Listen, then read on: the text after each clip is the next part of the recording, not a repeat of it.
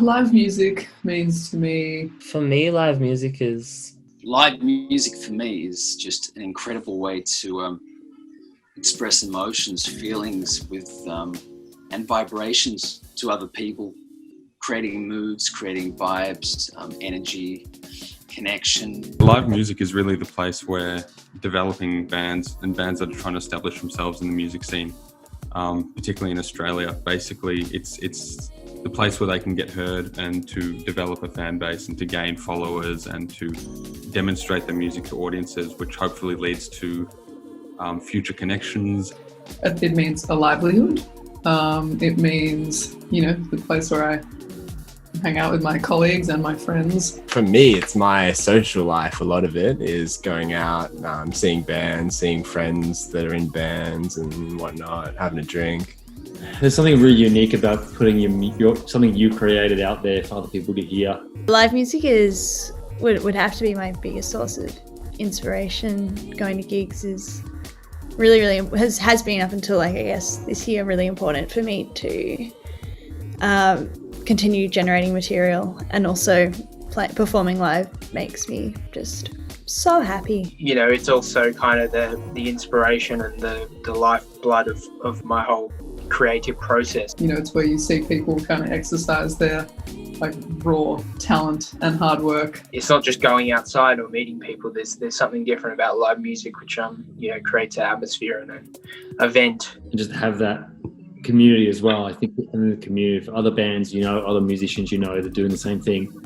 It's super supportive. Something that's really cool about live music is that no matter how much music has changed over centuries, how we listen to music and how music is made, live music has largely remained untouched. It's basically just getting sound out to an audience. I think the fact that it hasn't changed that much just sort of, shows it's such a kind of pillar of creativity.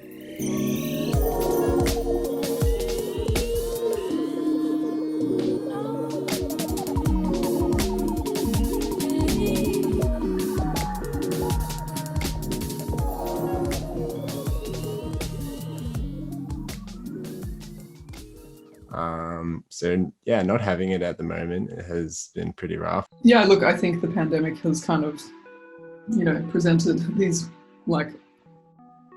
crazy obstacles that, we probably never would have fathomed before this year. Personally, I found the first 3 or 4 months incredibly difficult to create. Like I was saying, without actually having a place to perform, I just found that I wasn't inspired to create at all. I think that's the thing. When you have an end date, you can kind of organize it in a way that makes sense to your head, and it's okay, I've got 2 weeks. I can put this goal in 2 weeks' time to have all these little things that I hadn't finished, and then after the 2 weeks, then I'll be able to go to people to collaborate in person and then play gigs. But then it just that wasn't even a thing anymore. I think a lot of my motivation comes from playing gigs and going and seeing gigs and things like that. So being in lockdown, it's been a bit rough on the old motivation scale. Sort of just what's the point? Usually we'd be playing a show every couple of weeks or test out a new song or whatnot, but at the moment it's a bit what's the point? Our last gig was back in March, which was about 2 weeks or a week before the first lockdown. And ever since then we have tried using different ways of trying to perform. So we've tried it over Zoom, which was just a disaster. So we haven't been able to perform music live. And obviously, since we can't get together, we can't do a stream video on Instagram or Facebook or something. Bands are doing it tough too. I mean, you can't rehearse. So you can only do so much over a Zoom meeting. It's not the same. I feel sorry for heaps of bands that put a lot of work in and you're getting, to get to a certain level, and even bands that just do it for fun. It's all gone, and they don't know when it's back. So, I just don't know what bands are going to be around like, I mean, I'm guessing a lot of bands are going to have probably broken up. I've heard of a few broken up already, and some decent bands. So that's probably just a product of the reality of isolation that we're all going through. You know, it's like, oh, what's the point? Michael's in the third grade, he's having trouble breathing, thinking to himself that there's gotta be a reason he is the way he is, feeling the pain he feels like this. I think the whole COVID thing has really opened up other problems that were there and have been there for a long time, which we didn't even think about. I think the creative industries are, you know, consistently left behind, you know, and they have been ever since, you know, I've been involved in it. And, you know, my dad's been a professional musician since he was 17, and he, you know, he says the same. I feel like, and I've talked to a few of my friends about it, we're gonna be the last people to integrate back into society, and like we're like the later thought. From what I've heard and from what I've experienced, like in my own music classes at university, where we've had established musicians come in and talk about their experiences, the government's really quite unsupportive of the arts right now, both state and federal government. Obviously, Daniel Andrews, a couple of weeks ago now, he released funding to venues. He released a whole list of venues, including the Tote and the Workers Club, which is fantastic for the venues, but musicians themselves, I don't think they've actually been receiving much support at all. The federal government, they announced that huge arts package back in about July, and we're sort of still waiting to see how that's going to be rolled out. And I think the crux of the issue with the federal government's approach to live music and to, you know, the music industry is that they just, like, firstly, they kind of don't understand how it operates, and secondly, they have made the plan for like when we can have live shows again, but there's sort of no interim, and like we're staring down the barrel of another 12 months of, you know, all these people not being employed. I think for small business and that, and I'm going to call musicians a small business or sole traders, there's just not enough support. And, you know, I'm a sole trader or a musician, whatever you want to call me, but I can't get any grants from the government because I can't even get JobKeeper because you've got to go through this and that, and then jump through that hurdle. So I think there was a bit of that previous to COVID. I think there was a little bit of unappreciating of the arts industry and the music industry, and this has compounded it a lot, I think, and kind of made music, and hopefully I think made governments and made the higher powers, I guess, think about this, that hey, this is, especially in a place like Melbourne, this is people's living, and this is people's income, and this is how people live. I definitely feel, and a lot of people do, that we've been completely, you know, considering Victoria, Melbourne's pretty much one of the live music capitals of the world. It doesn't seem to have bothered the government at all that it could be destroyed pretty quickly. So that's disturbing. You know, it's always been kind of that feeling that you're on your own.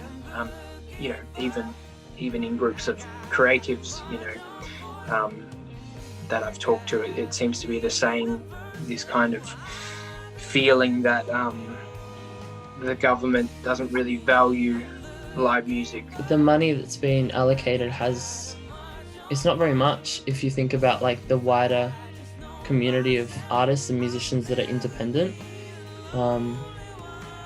Yeah, I don't know. I don't think it's very much, but you know, it's hard to fight that when it's not an essential part of like living, even though that's kind of bullshit in my opinion. It's really, really tough. You know, you look at people who are kind of considering other career options, and that would be the greatest tragedy of all of this, is if we kind of lost, you know, talented, hardworking people to other industries simply because, you know, when they needed help most, they weren't given any.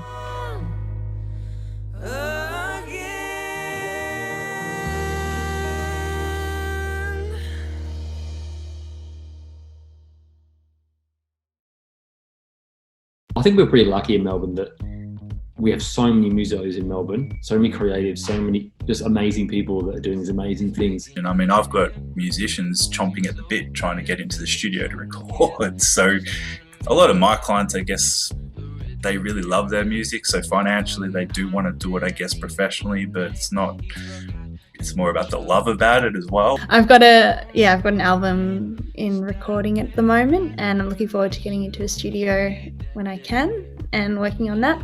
I've learned to accept situations as they come along. That's life. But I really miss performing live. I really love my audiences. Hopefully capacities will potentially maybe get bigger and bigger. And then, maybe we'll get back to a standard, where we can fill the joint again. I really want to enter live spaces, even if it's just like intimate backyard gigs just to start off, and then, gradually get bigger and bigger, just to play music with people or for people in any capacity. I love performing in Melbourne. There's no issue there. So if I'm not able to perform overseas, it just gives me a different mindset about maybe I should go and perform. I've never been to South Australia before. I've never been to Western Australia. I'd love to open some doors and sort of, get to spend a bit more time, check out my own country. I'm optimistic that by New Year's next year, there will be kind of, festivals will be back largely normal. So yeah, I'd say first thing on my list is to hopefully at least play some gigs around the rest of the country of Australia, and when I can go to America and play some gigs over there. Well, my dream now is just to go back to being a crowd of 10,000 and just fucking going for it. When the opportunity strikes, live music is gonna be insane again, because people will be really wanting to put their all into it.